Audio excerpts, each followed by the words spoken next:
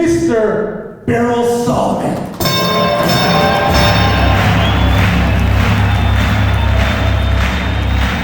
Ladies and gentlemen, welcome to the main event.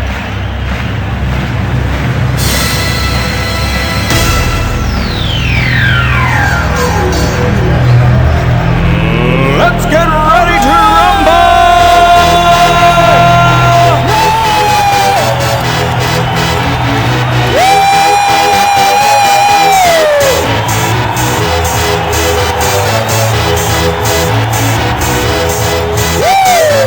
Y'all ready for this?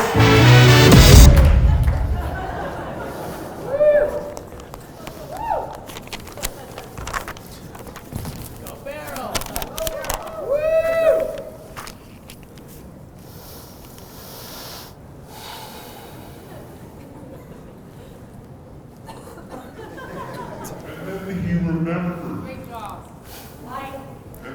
12 months ago today, it was a freezing cold evening, bitter, and I drove home from work. And the past few months had been really, really, really tough. But that day was the worst day of my entire life. And I walked up the steps to my house carrying myself. Icy steps. And the door to my house opened slowly. And my wife sees her husband standing in the door, sobbing like a little baby. And she says, "Sweetheart, come in. What's wrong?" I was embarrassed to walk in the door. She says, "Come in. What's wrong? What happened?" I said, "It's time that I start my own business. It's time." And she said to me, "Not only are you going to start your own business, but you're going to be great, and you're going to inspire millions of people along the way." And here we are tonight, ladies and gentlemen, at the world's largest LinkedIn meetup ever in history. Big round of applause to Montreal! Yes, yes.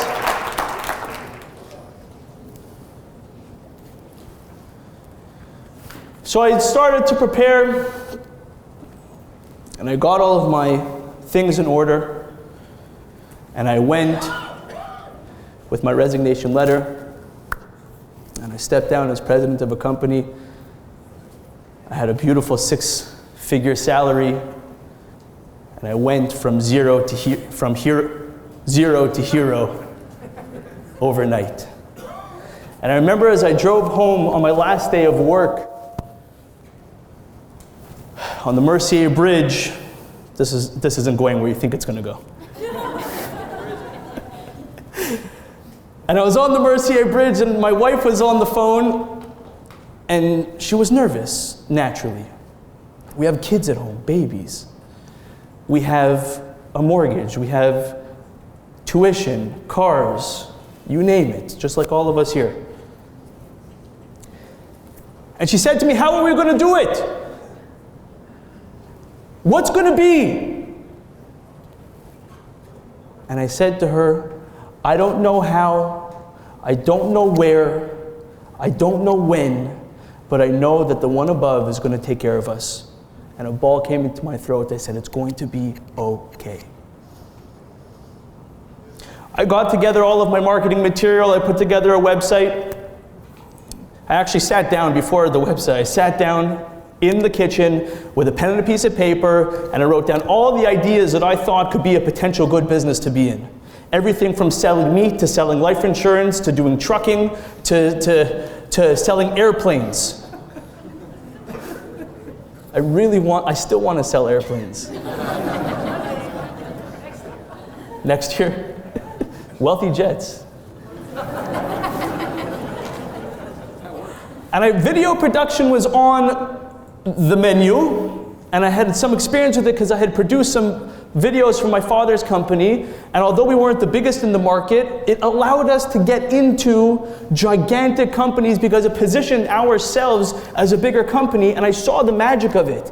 And I said, I could do this. I have a good eye for it. And I told my wife, we are opening up a video production company, and she looked at me and she said, you're crazy. But she supported me every step of the way.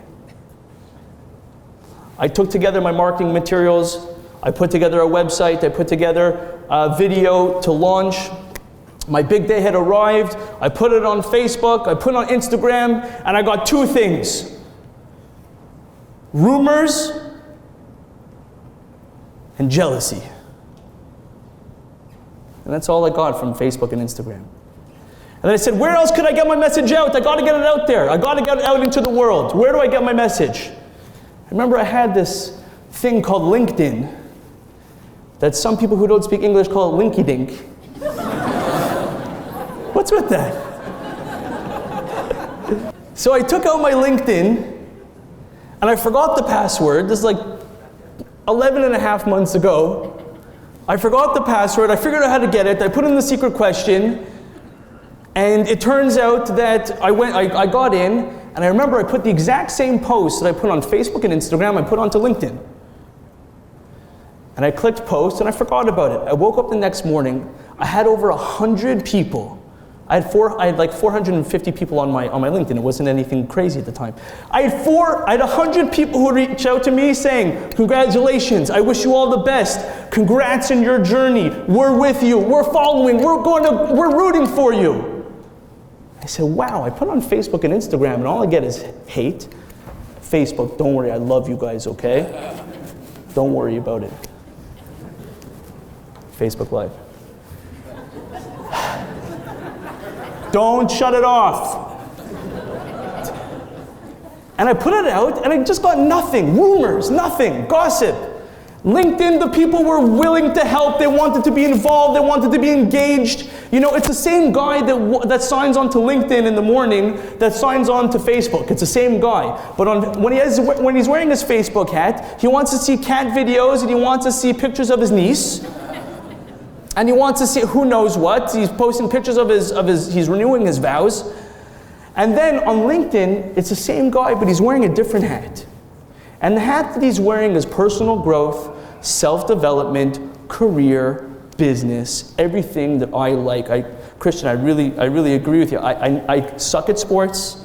Whenever I try to slam the puck into the end zone, it's not good. I just like business. It's where I connect. It's what I breathe, I eat, I sleep. I love it. I love business. And these people felt the same way that I felt, and I connected with them instantly. So I wanted more. You know, it says if you have 2, you want 4. If you want 4, you want 8. If you want 8, you want 16, and so forth. I wanted more. So there's this little button that some of you might know about.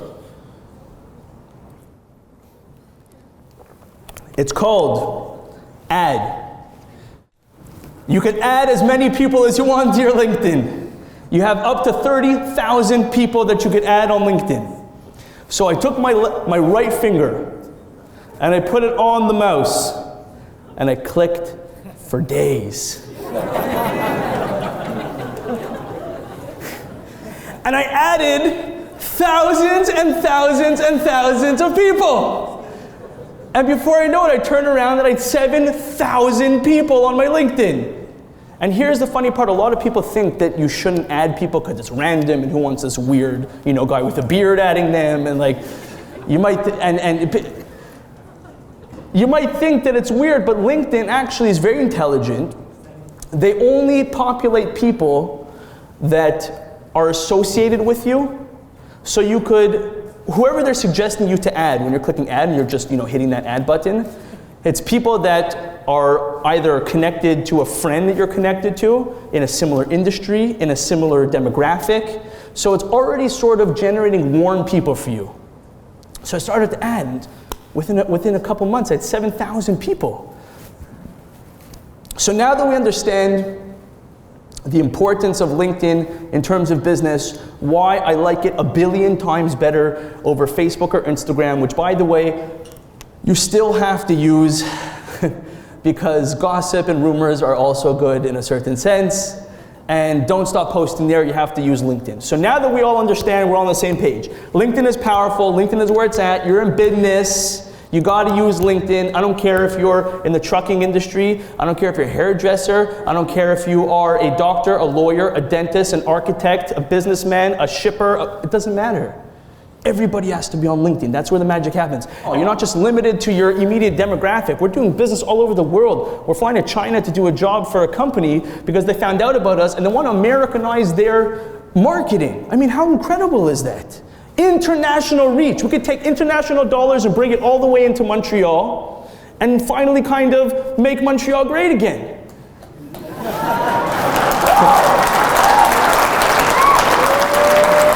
L'chaim. So now that I've convinced you to use LinkedIn and I don't work for them and I get nothing out of it, I just genuinely care, believe it or not, I genuinely care about the success of every person in this room. It actually really matters to me for some reason or other. And I think that each other's success means something to each other. When I see somebody win on LinkedIn, I'm so happy. When I don't even know the guy, I'm happy. So here's a few practical, real steps that all of you guys could use, and each one of you has my 10 on your seats, where those 10 lists. If you follow those 10 things, I guarantee you, you will make so much more money this year. Yeah. And give with that money so much more charity. Because that is the intention of making money at the end of the day, of course, we all know. Creating goes like this. Batman is an example of creating. It takes $200 million to produce a Batman film. It takes 3 years, the most expertise on planet Earth, and they release it once. And that is creating. And every company needs a certain amount of extremely professional marketing. Plug. Every company needs needs 10% marketing that looks amazing. You could go to the big guys, you could go to the big banks, you could go to whoever it is, your big clients, and impress the big people that this is who we are and this is our marketing and it's official. Every company needs that. But each individual, here's another example of creating that makes me a little nauseous. I'm going to share it.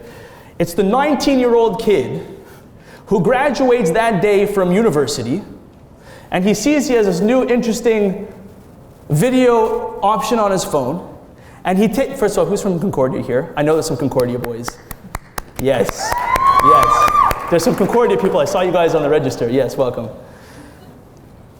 But when you graduate, okay, guys from Concordia, on the day that you graduate, please do not start giving us all business advice. About telling us all of the business advice that you're going to give to the world. Here's what I suggest you do. That's creating. Document your journey. Hi, my name is, what's your name? Alexandra. Hi. What's your name? The gentleman. Hi, my name is Wallace. And Alexandra. My name is Wallace. Today I graduated from LinkedIn. Today I graduated from Concordia.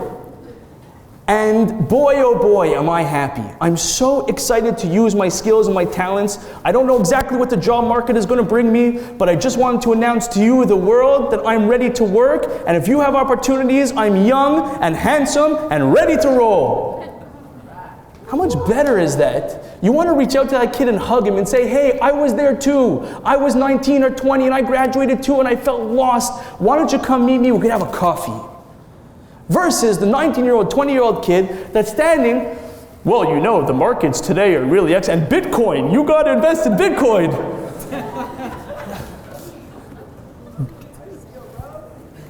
See, trying to create content is very difficult. Documenting the journey is what people want to see today. So let's talk about documenting. I'm going to just start from one of the very first posts that I posted. I remember I posted this entire journey of starting this business from scratch. I posted every single step of the way. I post when we lose contracts. I post when we win contracts. I post when we hire people. I post when we fire people. I know I should have told Romeo to put down the box. I know. I know. I know. Thank you to the 700 people that messaged me. We post the highs, we post the lows. Nobody wants to hear a story that is boring. You never heard a story once in your life. In a place far, far away, the weather was great, everyone was nice, and everyone lived happily ever after. The end. Usually the story looks like this. There was a man, and he had a struggle. And he didn't know how to endure, and his back was against the wall. And he fought day after day after day after day. And he won some and he lost some. And then at the end, you see him knocking out the guy in slow motion to slow music. And you cry because you joined him in his journey. And I think that's why people relate to what I'm doing so well, is because I'm documenting the journey. I'm documenting what's going on. Now I know a lot of you are thinking, but how could I document? My boss is going to see, my colleagues are going to see, my clients are going to see, they're going to see my vulnerability. They're going to see who I really am. They're not going to want to do business with me. I live my life by a principle. The people who like me will like me no matter what, and the people who do not like me will not like me no matter what.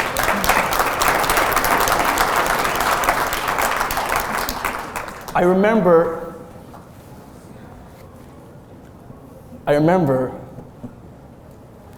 I was in a sales center in a previous role, and I remember there was one guy there, and he loved sports. And all of his customers, when he got on the phone with them, for the first 20 minutes of every single phone call, they seemed to talk about sports. And I said, wow, what a great method. And then I tried to talk about sports for the first 20 minutes, and it completely turned them off. Actually, he's in this room. Where's Josh? Where are you? What's up, Josh? Round of applause for Josh. Woo! Every time we got on a phone call, it was sports, sports, sports, sports, sports. When I finally stopped trying to be Josh, and it became Berel, not Berel. I get all the time, yo, Berel, we're coming. Jessica, you're like, Berel. You're the best. And when I finally stopped trying to be Josh, and I was just Berel, and yes, you guys might find this shocking, I'm Jewish. The secret's out, and I talk about God once in a while, and I thought, oh my gosh, my life is over, and no one's going to want to talk to me. But you know what? I found my own core of people and who appreciate it. In the first 5-10 minutes of my conversation, we talk about things, and how's your family? Thank God. And what's going on? Thank God. And those became my customers. And because I was who I was able to develop my tribe, my people, the people who like you for who you are. You could spend your life trying to be everything to everybody, which you'll never be, and you'll end up being nothing to nobody. Or you could spend your life being yourself online, and people will gravitate to you in the thousands, tens of thousands. I stopped adding at 17,000. I now have 20,000 people on my LinkedIn, and all the time. And trust me, you guys know my posts are anything from PC. Like, I thought when I put my last Trump post up, that was over. I thought they were going to shut off my LinkedIn post. But like, I got 170 people that reached out to me saying, you know what, I really appreciate that you're open about that, because I can't be, and I really like you. And in my mind, I'm like, let's do some business, you know? Business is not done between X company and Y company. It's done between Berel and Steven, Muhammad and Joseph, Stephanie and Ellie. That's who it's done between. And people online want to see that you're real. So now that we understand how to get likes, so practically speaking, you get the engagement. How do you do it? By being yourself, number one. Second is document your journey. You want to see a perfect example of documenting? I don't have my phone. But does anybody have a phone in this room? Does everybody have a phone here? Who has a phone right now? Take out your phone, okay? I want you to take the person next to you, even if you never met them before and they smell like BO. I want you to take a picture with them right now, yes, and then I'm going to tell you what to do with it. 1, 3, 2.5, and 1. When you guys go home tonight, I want you to post that picture on Facebook. Facebook! Boom! 2 more minutes and we're doing Q&A. I want you to take that picture and I want you to go home and I want you to write, I'm just going to give you the first sentence and you fill in the blank. I had the best night ever at the Montreal LinkedIn event. Berel's tuxedo was spectacular. And what I took away was X. Whatever it is you took away. And what did you just do? You simply documented your journey. You didn't create, you didn't give advice to anybody, you didn't hire a $50 million marketing campaign. You got your name out there, you're showing that you're engaged, you're showing that you're at the coolest LinkedIn event possibly ever in history, and you're posting, your name is out there, you're getting out there. Great. So you have to use all mediums, photo, video. Maybe one day Mr. Wiener will give me my video. It's a conspiracy. Blunden, where are you? I want video. Am I the only guy in this room without video? It's ridiculous. It's a conspiracy. It stresses me out thinking about it. You have to use all 3 mediums to post. Now, great, I have likes, comments, and posts and shares. What do I do with them? A lot of people message me, how do I get more likes? That's the wrong question. The question is, how do I turn those likes into dollars? We generated on LinkedIn, with God's help, $500,000 in sales in our first year on LinkedIn alone.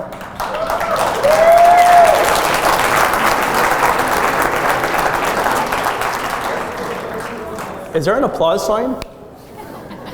That was great. I need a shirt that says I'm much cooler on LinkedIn. Yay.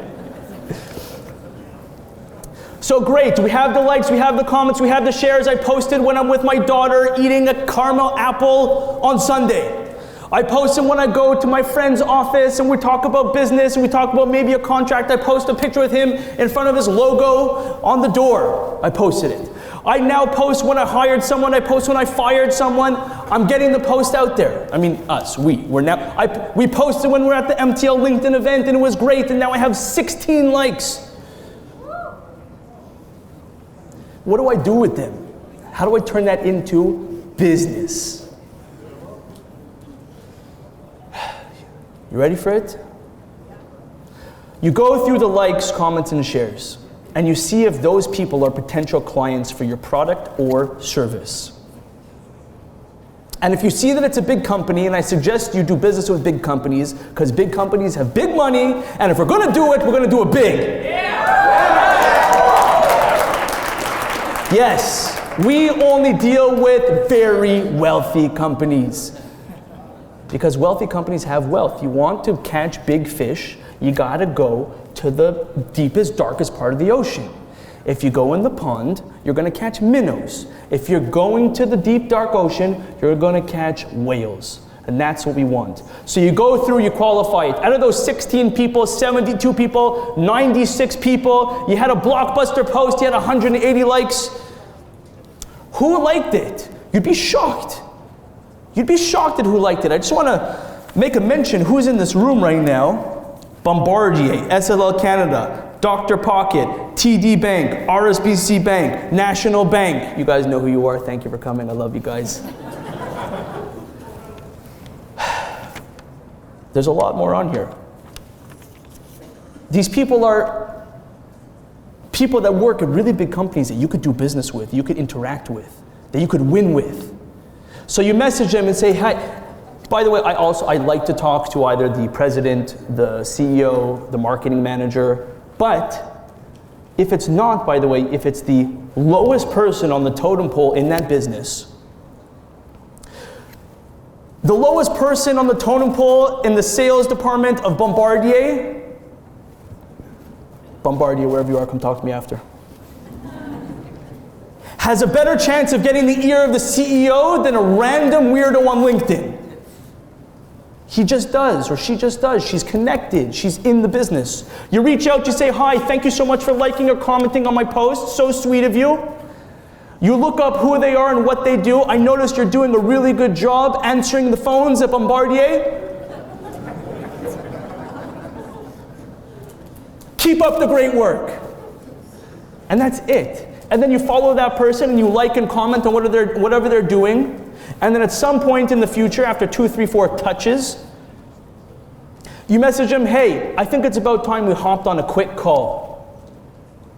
Let me know when you have 3 minutes this week. Why do I say 3 minutes? I always do, because people don't want to hop on the phone with some weirdo from LinkedIn and be stuck for an hour because they're too polite to hang up the phone. So you qualify it. You say, I need 3 minutes or less of your time, and you make the phone call. And then from that phone call, you make a meeting in person. And from that meeting in person, you bring a contract and you sign a damn contract with them. Yes. And you don't let them leave until you get their signature on that piece of paper.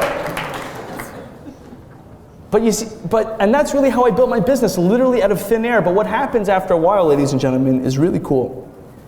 Is people start to reach out to you. That's the really cool part. People start to message you and say, hey, I love what you're doing great. And you look up his name and you see that he's like the president of the biggest construction company in the city of Montreal, which is really cool.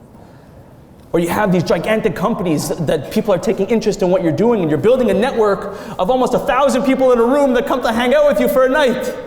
It's so powerful, but you have to be vulnerable. You have to be vulnerable. You have to show weakness. You have to show real. You have to be real.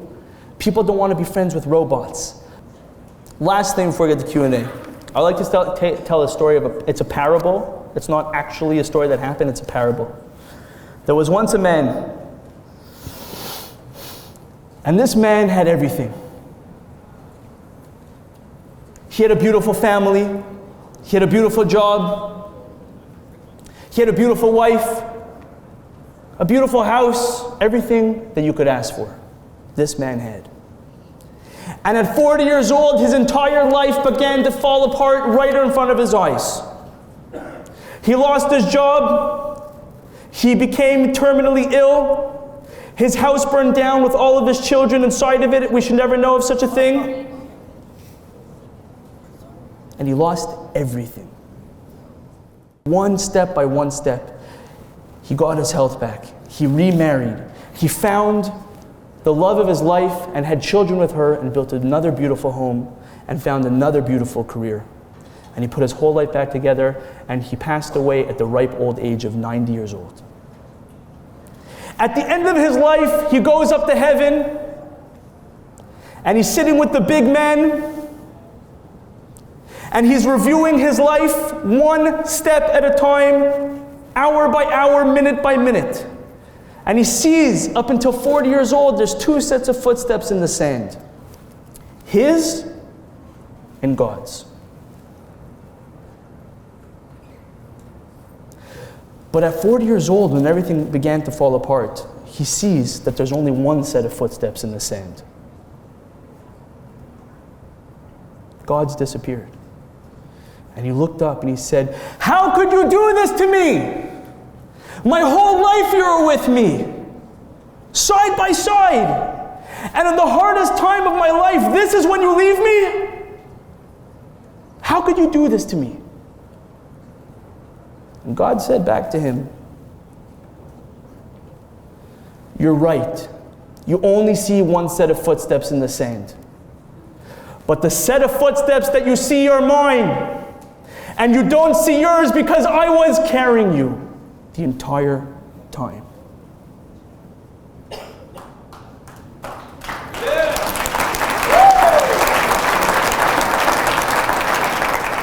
Whatever we go through in our lives, ladies and gentlemen, you should know that you are not alone. I lost everything and rebuilt everything from scratch with His help. And there's always hope. Always.